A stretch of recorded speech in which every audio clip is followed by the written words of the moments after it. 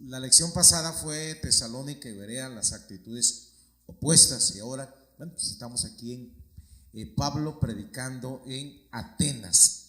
Vamos nosotros a ver en esta mañana que el creyente debe estar listo, preparado para presentar la verdad del Evangelio a todas las personas, sin importar clases sociales o educación. Pero para eso hay que prepararse. Y Pablo llega a una ciudad de Atenas, y en Atenas era una ciudad que se había fundado con filósofos. Allí vivió y nació, en Atenas nació Sócrates. Sócrates fue un filósofo griego y él tenía una gran agudeza de razonamiento y facilidad de palabra, y puso la mayor parte de su vida en las plazas públicas, en donde había un gran número de personas, y manteniendo discursos y respondiendo mediante pregunta. Cada filósofo tenía un pensamiento, tenía una doctrina en el cual se fundaba, y la filosofía de la vida de Sócrates se basaba en que todo vicio es el resultado de la ignorancia, y que ninguna persona desea el mal a su misma vez. Y otra, la virtud es conocimiento, y aquellos que la conocen, el bien actuará de manera justa. Este era el pensamiento filosófico de Sócrates, que todo vicio es el resultado de la ignorancia. Y este pensamiento filosófico de Sócrates se aplica hoy en día a muchos cristianos, que el vicio de la ignorancia es no conocer la palabra de Dios. ¿Por qué? Porque muchos creyentes la tienen, pero la desconocen. La tienen, pero la desconocen. Aunque el pensamiento filosófico de Sócrates no se relaciona nada con la vida espiritual. Pero ese era, cada filósofo tenía un pensamiento, y en base a ese pensamiento fundaba su vida, su enseñanza, su doctrina. Encontramos en la ciudad de Atenas, que es la cuna de los filósofos, encontramos a Platón.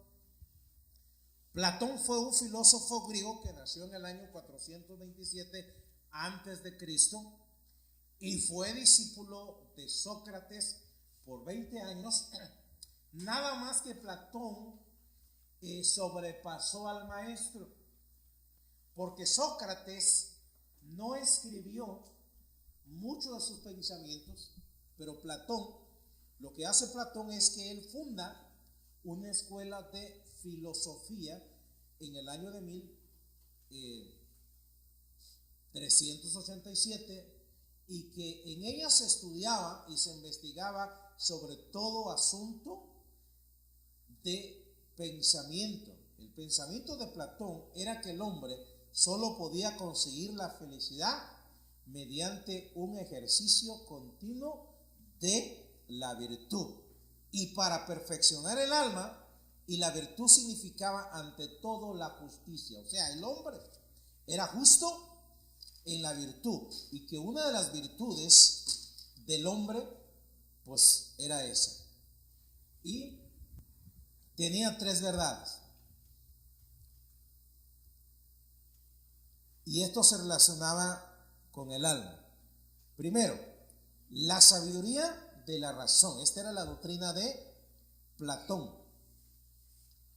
2, fortaleza en el ánimo. Y 3, templanza de los apetitos. O sea, Platón quería separar al ser humano de lo que era el placer. También allí encontramos a otro filósofo, que es Aristóteles. En el año de 1384 llegó a la escuela de Platón. Mire, Aristóteles, más bien Sócrates, es el primer filósofo. Platón es discípulo de Sócrates. y Aristóteles es discípulo de Platón. En estos cuatro, fíjese bien el pensamiento de la filosofía que había en la ciudad de Atenas. O sea, Atenas estaba llena de filosofía. Para todos tenían una filosofía. Miraban a la vida como una filosofía. Y Aristóteles fue el que fue un prodigioso sintetizador del saber, tan atento a las generalidades que constituyen la ciencia. Él tenía un pensamiento. Cada uno tenía un pensamiento, pero todo se relacionaba a la razón de la vida. Ahora, aquí en esta ciudad de Atenas habían las universidades de filósofos. Todo era filosofiar de la vida y se discutían los pensamientos. Ahora, había una escuela para aquellos que querían estudiar filosofía. Ahora, llega el apóstol Pablo aquí a una ciudad que son pocos los judíos que hay, y se encuentra con dos grupos. Unos eran, ¿alguien los puede mencionar ahí? ¿Cuáles eran?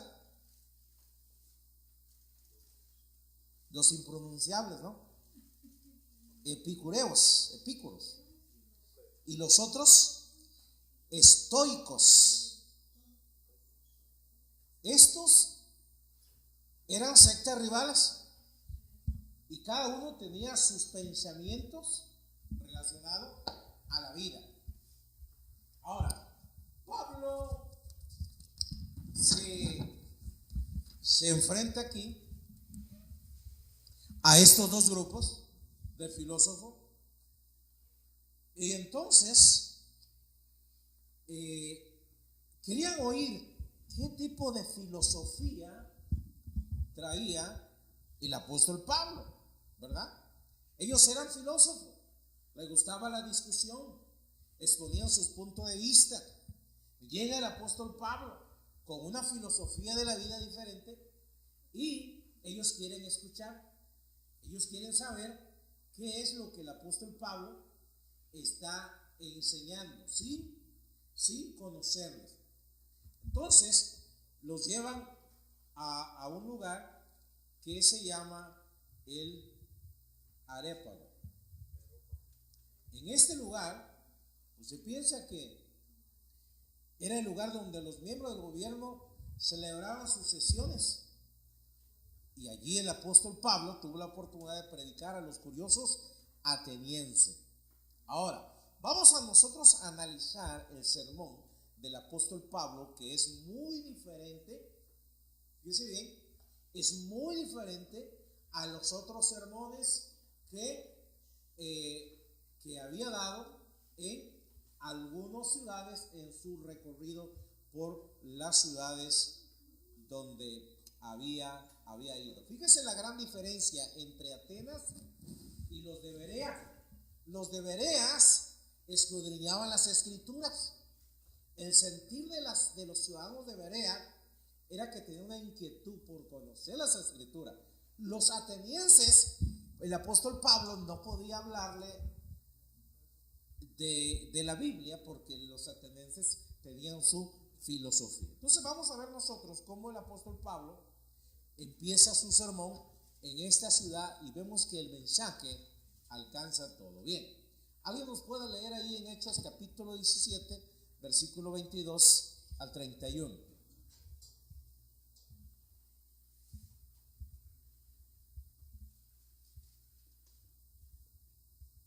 En una voz muy fuerte y clara.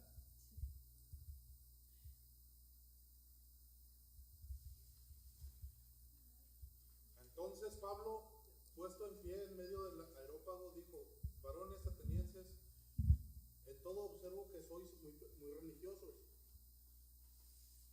porque pasando y mirando vuestros santuarios hallé también un altar en el cual estaba inscrito al Dios no conocido, al que vosotros adoráis, pues sin conocerle es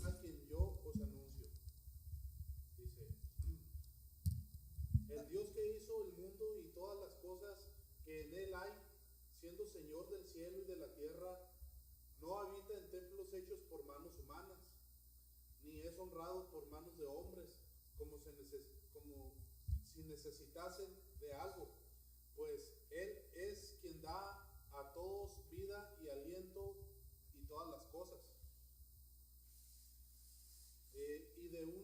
Y de una sangre ha hecho todo el linaje de los hombres, para que habiten sobre toda la faz de la tierra, y les ha prefijado el orden de los tiempos y los límites de su habitación, para que busquen a Dios, si en alguna manera palpando puedan hallarle, aunque ciertamente no está lejos de cada uno de nosotros, porque en él vivimos y nos movemos y somos, como algunos de vuestros propios poetas también han dicho, porque el linaje suyo somos. Bien, hasta ahí, después seguimos. Mire, el apóstol Pablo aquí cita a los poetas atenienses. Quiere decir que los atenienses estaban familiarizados conocían las frases del apóstol Pablo cuando le dice, y algunos de los poetas, porque el linaje suyo dice. Ahora, el apóstol Pablo toma algunas citas aquí de algunos poetas y cita algunos, dice como algunos de los poetas,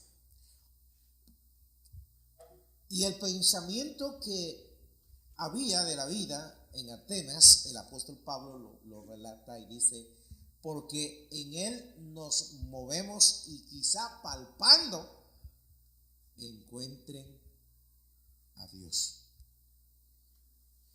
Entonces Pablo empieza con la frase citando a algunos poetas, y entonces aquí encontramos la estructura de su sermón. A ver, vamos a seguir.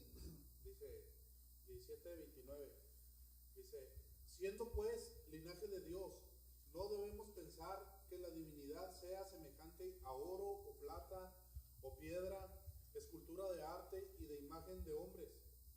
Pero Dios, habiendo pasado por alto los tiempos de esta ignorancia, ahora manda a todos los hombres en todo lugar que se arrepientan, por cuanto ha establecido un día en el cual juzgará al mundo con justicia, porque aquel varón a quien designó, dando fe a todos con haberle levantado de los muertos, pero cuando oyeron de la resurrección de los muertos, unos se burlaban y otros decían, ya te oiremos acerca de esto otra vez. Dice, y así Pablo salió de en medio de ellos, mas algunos creyeron, juntándose con él, entre los cuales estaba Dionisio el Areopagita, una mujer llamada Damaris y otros con ellos. Ahora, mire, en este pasaje el apóstol Pablo le relata tres cosas importantes que los atenienses buscaban. Una hablaba del juicio y que toda acción es condenada. Pablo le habla del juicio, Pablo le habla del arrepentimiento y Pablo le habla de la resurrección. Ahora, hay una gran multitud aquí y Pablo empieza su prédica. Su sermón tiene una estructura diferente a los que antes él había pronunciado en su recorrido, y ahora él les habla, hace lugar del uso de los poetas griegos y pone su enfoque principal en que Dios, como creador y juez, demanda un juicio. Su discurso es una exposición que se distingue en tres maneras. Vamos a ver nosotros el desarrollo del sermón de Pablo. Uno, el preámbulo. Llama su atención al altar dedicado al Dios no conocido. Los griegos en su sabiduría habían levantado un altar al Dios. Sabía que existía un Dios, pero no lo conocían.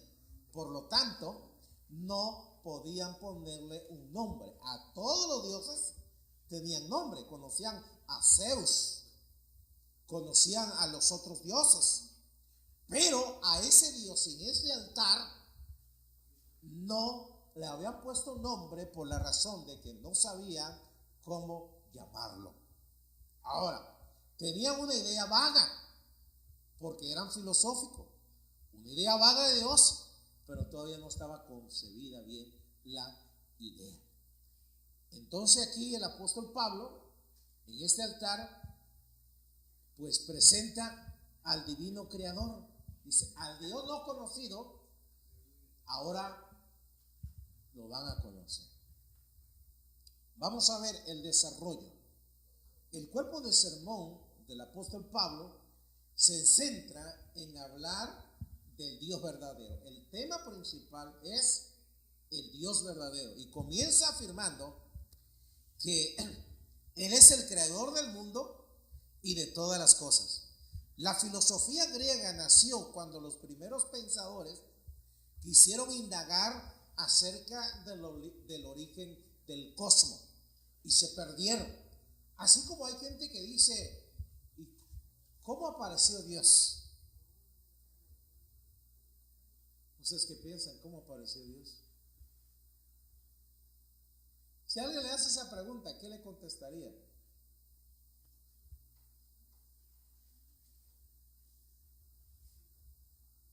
Como este silencio, ¿verdad?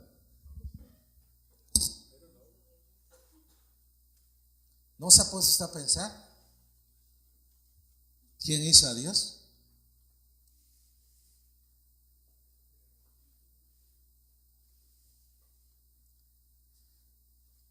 Una niña en la escuela dominical,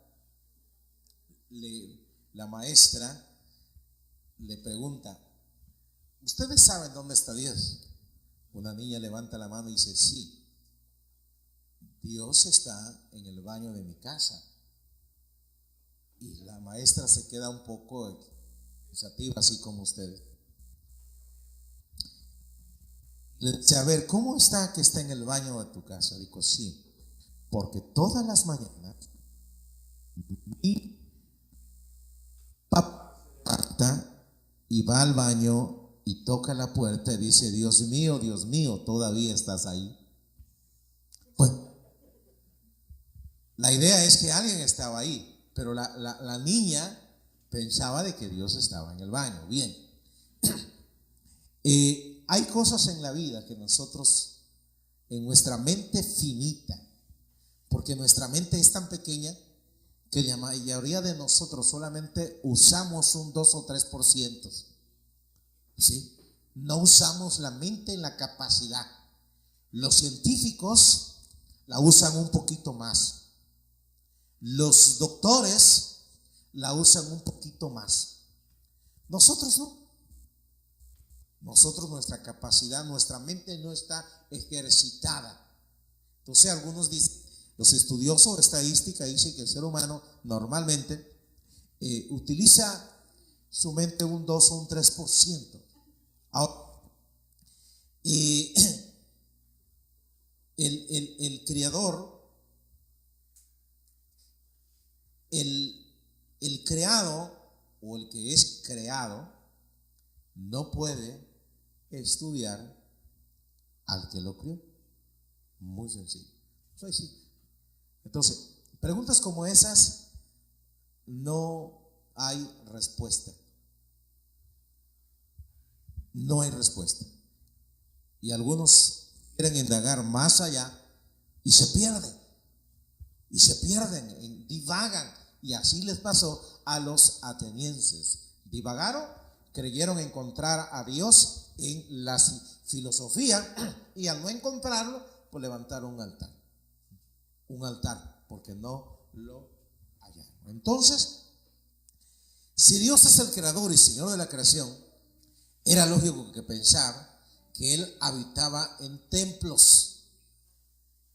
Ahora, si Dios no habita en templos, porque recordemos que cuando el rey Salomón levanta aquel templo, y la gloria de Dios descendió ahí, Dios dijo que sería su morada. Aquí dice que Dios no habita en templos hechos de manos de hombre.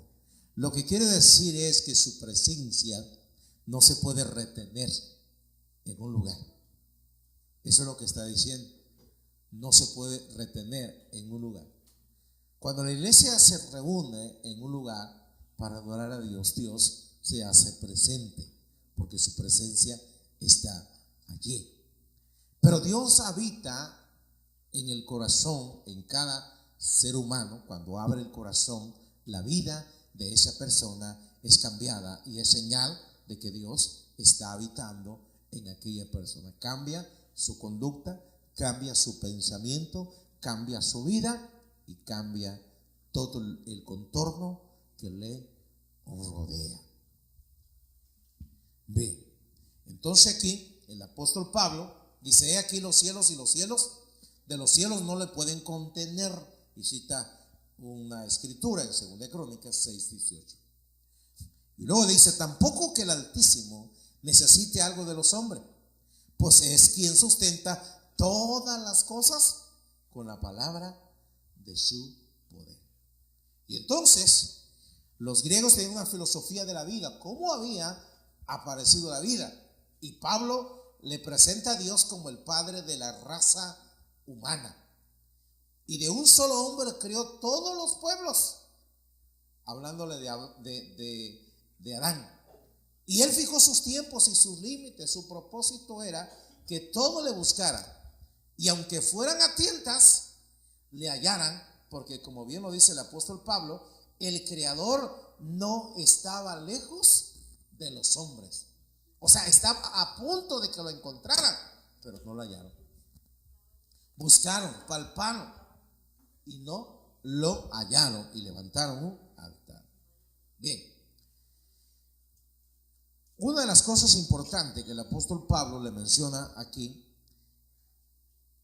es que un primer motor que da vida a todo el universo, los poetas también reconocían a un Dios de quien dependían todas las cosas, pero que ahora con la predicación del apóstol Pablo tenían la capacidad o la oportunidad de mayor claridad al Dios verdadero.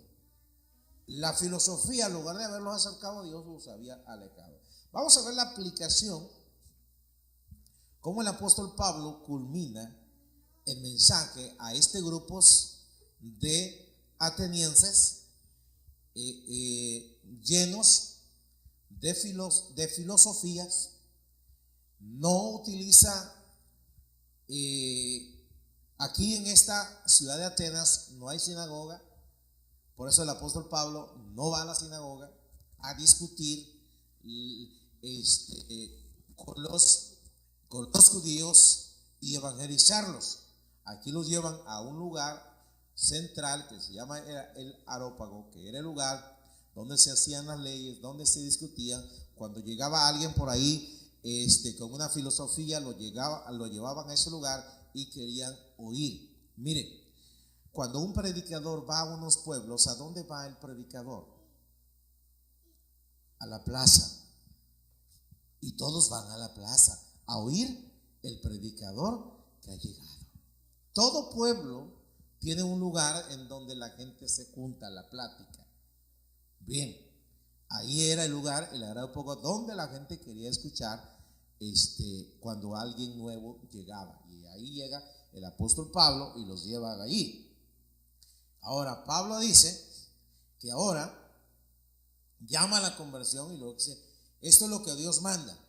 Los distintos filósofos proponían variados métodos para encontrar la paz espiritual.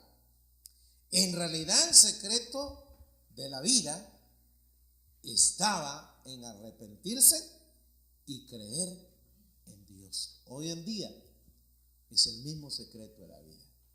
El secreto de la vida de cada ser humano para encontrar la felicidad está en arrepentirse y creer en Cristo. Vamos a ver el resultado. ¿Qué resultado tuvo el apóstol Pablo? Porque era una gran multitud que estaba ahí. El apóstol Pablo había tenido resultados asombrosos, pero aquí Vamos a ver qué resultado obtuvo. ¿Cuál fue el número de personas que aceptaron el mensaje del apóstol Pablo? Y alguien podría decir, se equivocó el apóstol Pablo al ir a Atenas, porque no hubo una gran conversión. Fracasó el apóstol Pablo en dar el mensaje, porque no obtuvo una gran conversión como hubo en Berea. Ahora, vamos a leer el versículo 32 y 34. Hermano Enrique. Dice, pero cuando oyeron lo de la resurrección de los muertos, unos se burlaban y otros decían, ya te oiremos acerca de esto otra vez. Y así Pablo salió de en medio de ellos. Mas algunos creyeron, juntándose con él, entre los cuales estaba Dionisio el Areopagita, una mujer llamada Dámaris y otros con ellos. Muy poquitos convertidos. Cuando Pablo le habla de la resurrección, ellos no creen. Creían en la encarnación, pero no creían en la resurrección. Entonces, el apóstol Pablo aquí en Atenas no tiene un gran éxito. El mensaje no tuvo tal efecto como había tenido en algunas ocasiones. Pero eso no quiere decir que el apóstol Pablo habría fracasado. ¿Por qué? Porque el apóstol Pablo había predicado. Y aunque el número que se habían convertido allí eran muy pocos, eso no se atribuía que el mensaje había perdido su eficacia y que la cosecha pues no había sido muy abundante y que los esfuerzos no habían recompensado el trabajo que el apóstol Pablo había hecho. Eso a veces sucede, muchas veces, en nuestras vidas. Invertimos tiempo en la evangelización, en el trabajo, y al final, cuando ya a veces vemos que ya la persona se convierte, al final termina perdiéndose. Y decimos, invertí tiempo, invertí hora, es más, hasta gasolina para ir a visitarla, para traerle, es más, hasta para el café, para invitarla a comer, busqué los métodos para tratar, es más, hasta le compré ropita y aunque hice esto y por ahí, y al final no se logró resultado. ¿Habrá fracasado la persona? No. ¿Por qué? Porque se predicó el mensaje. ¿Sí? Dios nos ha llamado ¿a qué? A predicar. ¿Sí? A predicar. ¿Y el apóstol Pablo qué estaba haciendo ahí? Predicando. El número que se convierte es muy contado, muy pequeño, ¿verdad? Y se pueden contar allí. Quiere decir que esta era una ciudad que estaba penetrada en la idolatría y en la filosofía de los filósofos. Pero me llama la atención que el apóstol Pablo estaba preparado para responderle a cualquier filósofo, a cualquier poeta y a cualquier maestro de filosofía en la escuela de filosofía que estaba en Atenas. ¿Cuál fue la causa? El apóstol Pablo estaba preparado para aquel que le preguntara la razón de su fe. Esto nos señala que cada creyente debe de estar preparado cuando le pregunten la razón de su fe. Si alguien le pregunta en esta mañana, ¿y por qué va a la iglesia? ¿Usted qué le contestaría? Lo veo que usted todos los domingos se alista y va a la iglesia. ¿Usted qué le contestaría? Es que voy para no tener problema con mi esposa.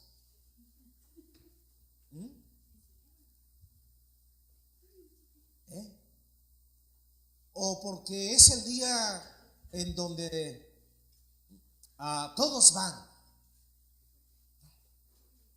Alguien podía decir, soy cristiano porque he experimentado en mi vida a Dios. porque lo necesito. Soy cristiano porque he entendido que la felicidad solamente he sido formado y creado con un propósito, y el propósito es servir a Dios. Ahora, porque muchos preguntarán, ¿verdad? Cuando usted pasa por ahí y le dice, oiga, ¿y usted por qué lleva su Biblia siempre a todos lados? La gente no lo hace con alguna intención, le hace una simple pregunta. ¿Y usted qué contestaría? Pues que es la palabra de Dios. Y tal vez se le contestaría, pero no que la palabra de Dios se lleva en el corazón y se practica todos los días. Y entonces sucesivamente. Entonces uno podría decirle así. Pero la Biblia leída es la que purifica mi mente y purifica mi corazón. Por eso la tengo presente, no solamente escrita, sino también en mi corazón. Usted la puede leer y la puede llevar donde quiera, pero usted puede decirle, pero si no está en el corazón, entonces no producirá ningún cambio alguno.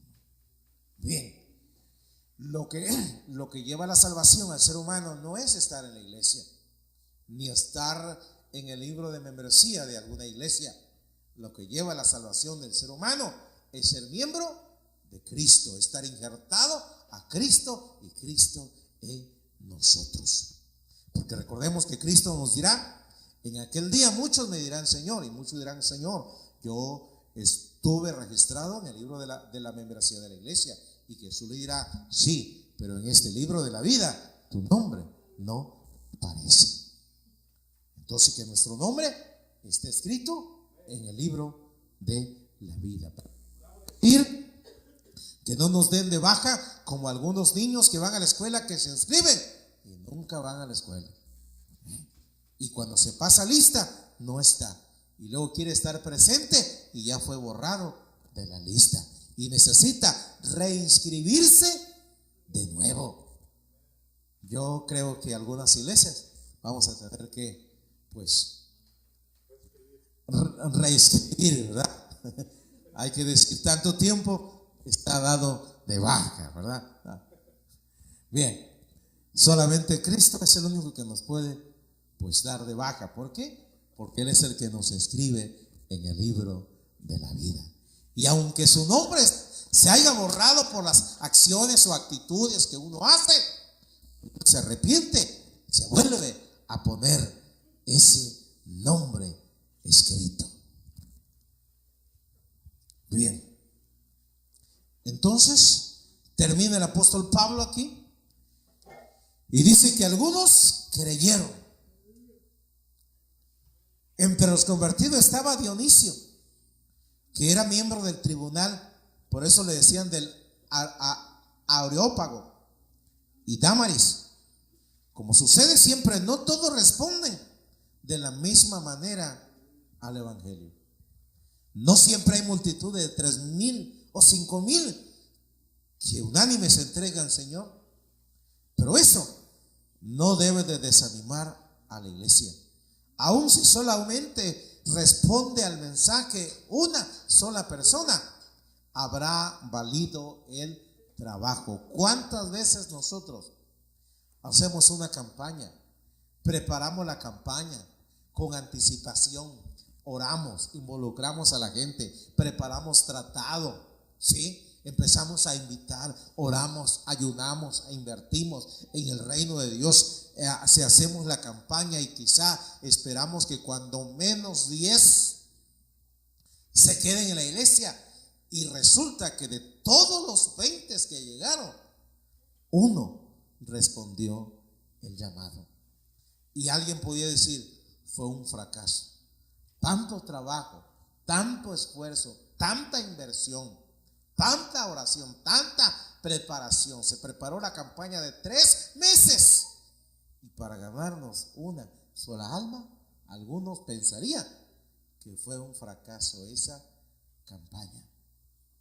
No fue un fracaso, se predicó a Cristo. Y quizá no todos respondieron, pero uno respondió. Y entonces el apóstol Pablo lo único que hizo fue predicar y predicar el mensaje, y entonces se cuentan los números muy pequeños. Y terminamos.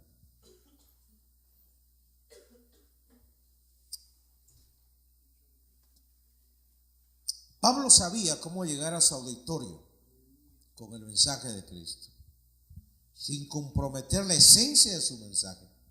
Buscaba la mejor manera de hacer entender las verdades del Evangelio a los intelectuales.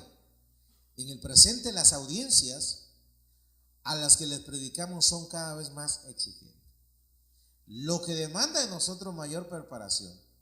El apóstol Pablo era un conocedor del pensamiento y de la cultura del entorno en que ministraba, y por esa razón pudo juntar y responderle a los atenienses y a los filósofos que estaban en aquella época de Jesús. Así que nos toca a nosotros